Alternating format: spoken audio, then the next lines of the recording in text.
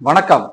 தாவேகாவை சேர்ந்த வழக்கறிஞர் அணி சென்னை கமிஷனரிடம் ஒரு வழக்கு ஒன்று பதிவு பண்ணியிருக்காங்க.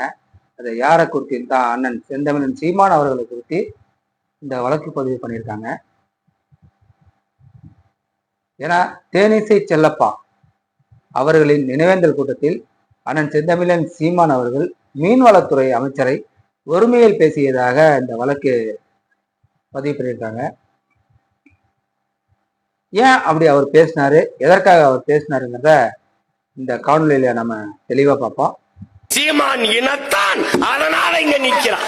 நாங்கள் தமிழர்கள், ஒரு தேசிய இனத்தின் மக்கள், உலகெங்கும் 13 கோடி எண்ணிக்கையில் கொண்டு 130 நாடுகளில் பரவி வாழக்கூடிய பேரின மக்கள் நாங்கள்.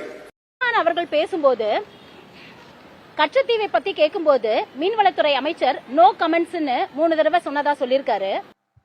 மக்களால் தேர்ந்தெடுக்கப்பட்ட ஒரு அமைச்சர் மக்களுக்கான பணியை செய்யாம செய்தியாளர்கள் எழுப்பும் கேள்விக்கு பதில் சொல்லணுமா சொல்லக்கூடாது.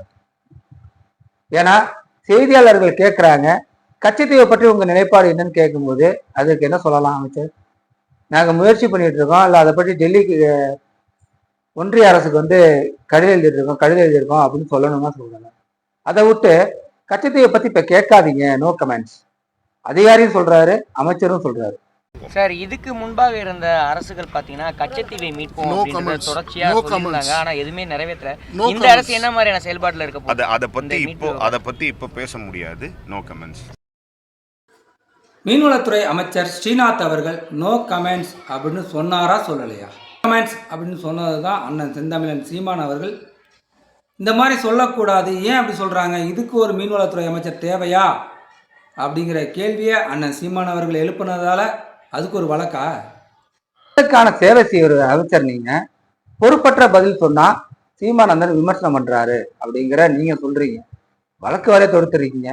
தமிழ்நாட்டுல பொள்ளாச்சி சம்பவத்தை விட 50 பெண்களை வீடியோ எடுத்து கட்சி மிரட்டுறாங்க. இதெல்லாம் ஏன் சிஎம் சார் வாய் திறக்க மாட்டாரு? இதை பத்தி இல்ல அந்த அமைச்சரும் ஏன் வாய் திறக்க மாட்டேன்றாங்க? வேளாண் துறைக்கு ஒரு அமைச்சர் இருக்கிறான்னு கேட்டதுக்கு அதுக்கு வழக்கா? கால்நடைத்துறைக்கு ஒரு அமைச்சர் இருக்குன்னு கேட்டா அதுக்கு வழக்கா? மீன்வளத்துறைக்கு ஒரு அமைச்சர்னு கேட்டா அதுக்கு ஒரு வழக்கா? அமைச்சர்னா என்னன்னு தெரியாமதான் அமைச்சர் பதில் இருக்கீங்களா அப்படிங்கிற கேள்வி தான் அண்ணன் செந்தமிழன் சீமான் எழுப்பினாரு.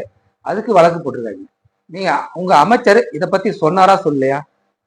அந்த கேள்வி எழுப்பும் போது கச்சத்தீவை பத்தி உங்க நிலைப்பாடு என்ன அப்படின்னு கேட்டதுக்கு அதிகாரிகள் இந்த கேள்வி கேட்கும் போதே அதிகாரி கிட்டத்தட்ட ஒரு 3 முறை அதை பத்தி கேட்காதீங்க, நோ கமெண்ட்ஸ், அதை பத்தி கேட்காதீங்க, நோ கமெண்ட்ஸ், அதை பத்தி கேட்காதீங்க, நோ கமெண்ட்ஸ் 3 முறை சொன்னாரு. ஆனா அமைச்சரை திருப்பி அதுக்கு பதில் சொல்றது என்ன சொல்றாருட்டா, இப்ப அதை பத்தி பேச வேணாம், நோ கமெண்ட்ஸ். அப்ப எதை பத்தி எப்பதான் பேசுறது? கச்சத்தீவை மீட்டு கொடுத்துருங்க, அது எங்களுக்கு போதும். நீங்க சிஎம் சார் தானே மேடையில எல்லாம் மதுரையில பேசினாரு, ஏன் அதை பத்தி இப்ப வாய் திறக்கல? அப்ப சீமான பேசா மட்டும் வழக்கா? உங்க கட்சியை சார்ந்தவங்களே, உங்க கட்சியை சார்ந்த ஒரு பெண்கே பாலியல் தொந்தரவு கொடுக்கறதா புகார் இருக்குது. அதை பத்தி உங்க நிலைப்பாடு என்னன்னு நாங்க கேட்டா எங்க மேல வழக்கா? சிஎம் சார், என்னங்க சிஎம் சார் இது? அதிகாரத்துல இருந்தா மக்கள் எதிர்த்து கேள்வி கேட்க கூடாதா? மக்களுக்காக தானே சின்ன சிஎம் சார் அண்ணன் சீமான் அவர்கள் கேள்வி கேட்கிறாரு. நீங்க அதுக்கு பதில் சொல்ல வேண்டியதானே? நாங்க அதை பத்தி கடிதம் எழுதிட்டு சொல்ல வேண்டியதானே? ஏன் நீங்க சொல்லல? இது ஒரு பொறுப்பற்ற பதில் தானே. அதிகாரத்துல இருந்தா மக்கள் தான் தேர்ந்தெடுக்கிறாங்க, உங்களை மக்களுக்கான சேவை செய்யதான் அவங்க தேர்ந்தெடுக்கிறாங்க. அதுக்கே நீங்க பதில் சொல்ல முடியும்னா இது எந்த மாதிரியான ஒரு ஆட்சி? மக்கள் விரோத ஆட்சி இல்லையா? மக்களுக்கு நல்லது செய்யறதுன்னு தான் நீங்க ஆட்சிக்கு வந்தீங்க. நீங்க மக்களுக்கு நல்லது செய்யறீங்களா அப்படின்னு செந்தமிழன் சீமான் அவருக்கு கேள்வி கேட்டா அவர் மேல வழக்கு. நீங்க தான் சொன்னீங்க கரூர் பிரச்சனையில 41 பேர் உயிரிழந்தப்ப திமுக சதி பண்ணிருச்சு அப்படின்னு சிஎம் சார் தான் சொன்னாரு. இப்ப அவரு கையில் தானே ஆட்சி இருக்குது, அதிகாரம் அவர் கையில் தானே இருக்கு, காவல்துறை அதிகாரம் அவர்கிட்ட தானே இருக்கு. ஏன் அதை பத்தி இன்ன வரைக்கும் விஜய் அவர்கள் ஒரு வார்த்தை கூட பேசல? நீதியை கண்டுபிடிச்சு சொல்ல வேண்டியதானே மக்களுக்கு. அதை விட்டு எம்எல்ஏ பலித்திக்கு போடுறீங்க அப்படின்னு விஜய் அவர்கள் சொல்றாரு திருச்சி மீட்டிங்ல. இதை எதிர்த்து கேள்வி கேட்டா வழக்கு. இந்த அதிகாரத்தை எதிர்த்து மக்கள் கேள்வியே கேட்க கூடாதா? மக்கள் சிவனேந்தா இருக்கணுமா? அப்ப நீங்க என்ன பண்ணாலும் மக்கள் சதுர்த்தி தன்னோடு இருக்கணும். தெரு பாலியல் கூட நடக்குது. அதை பத்திலாம் இந்த ஏன் வழக்கறிஞர் பாசறை தாவேக்கோட வழக்கறிஞர் பாசறை ஏன் கம்ப்ளைண்டா எடுத்து கொடுக்கல? ஏன் அது நீங்க தடுத்து நிறுத்துன்னு நினைக்கல?